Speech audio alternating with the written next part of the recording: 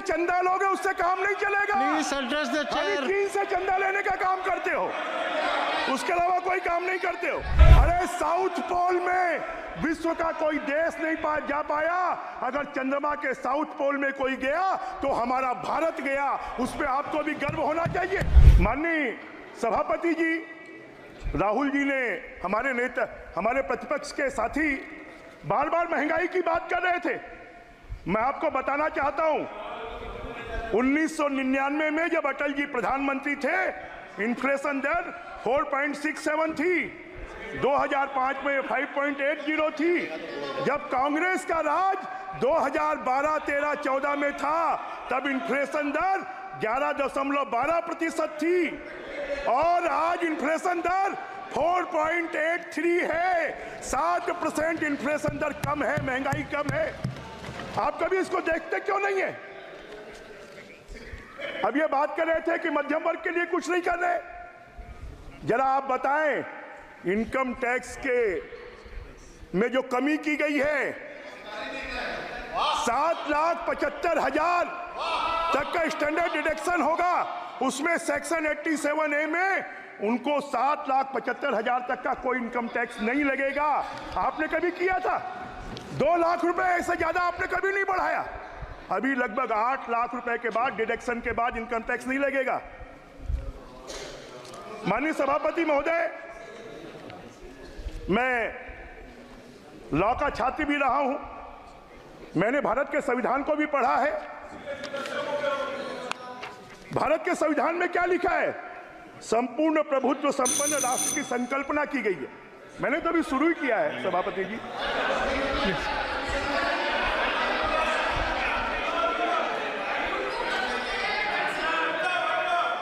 अरे चीन से चंदा लोगे उससे काम नहीं चलेगा। Please address the chair. चीन से चंदा लेने का काम करते हो, उसके अलावा कोई काम नहीं करते हो।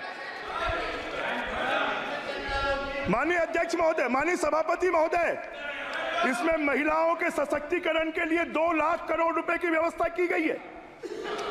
आपने कभी महिलाओं के सशक्तिकरण की बात की थी क्या? खाली SC, ST,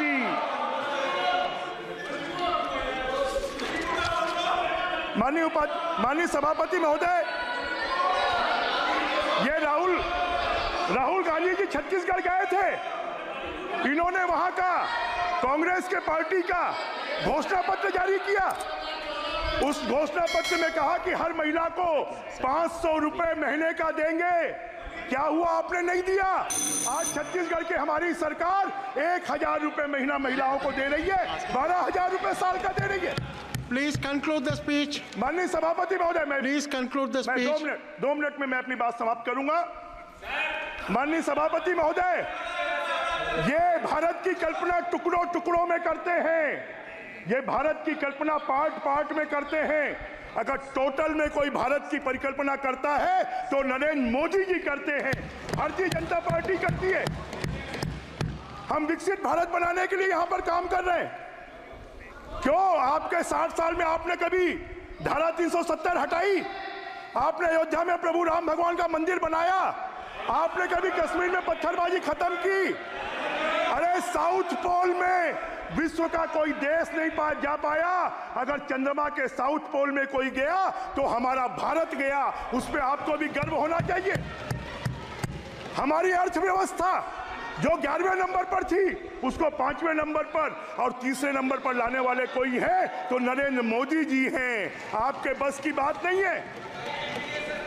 अरे भारत में अगर कोई हमला करता है तो उसके घर में घुसकर जाकर जवाब देने वाले कोई हैं तो हमारे नरेंद्र मोदी जी हैं। अगर कंडक्टर चिप्स का निर्माण कोई कर सकता है तो हमारे नरेंद्र मोदी जी के राज्य में हो सकता है। भारत में 5G आ सकता है तो नरेंद्र मोदी जी के राज में आ सकता है। अगर भारत में प्रतिदिन 2 महाविद्यालय खुल सकते हैं तो मोदी जी के राज में खुल सकते हैं। भारत में प्रतिदिन 30 किलोमीटर सड़क बन सकती है तो मोदी जी के राज में हो सकते हैं। 5 राज्यों में किसान क्रेडिट कार्ड बनाने की योजना लाई है उच्च शिक्षा के लिए 10 लाख रुपए तक लोन देने की योजना लाई है। कारीगरों के लिए डॉर्मेट्री बनाने की योजना लाई है। वेतनभोगी कर्मचारियों के लिए मानक कटौती 50,000 से बढ़ाकर 75,000 कर दी है। पेंशन भोगियों के लिए 15,000 से बढ़ाकर 25,000 करोड़ कर दी है। प्रधानमंत्री आवास में 3 करोड़ आवास बनेंगे। अभी मैं सुन रहा था, आपने कभी दिया क्या? राजीव जी के राज में 12,000 रुपए मिलते थे प्रधानमंत्री आवास के लिए, आज 2.5 लाख रुपए मिल रहे हैं। शहरी आवास के लिए 1 करोड़ शहरी आवास बनाए जाएंगे। अरे आपने चांद में तिरंगा नहीं लहराया, मोदी जी ने चांद में भी तिरंगा लहरा दिया। गरीबों वंचितों को सम्मान दिया, किसानों का कल्याण किया, नारी शक्ति को ताकतवर बनाया।